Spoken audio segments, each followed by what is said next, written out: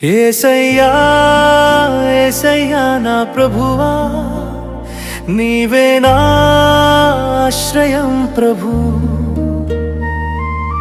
తుఫానులు దూసుకొచ్చినా నా భయము నశించే, నీ సిలువలో నేను దాగెదను. నీవే నా బలం, నీ కృపే నా జ్ఞాపకం, నీవే నా జీవము ప్రభు. నీవే నా మార్గము సత్యము.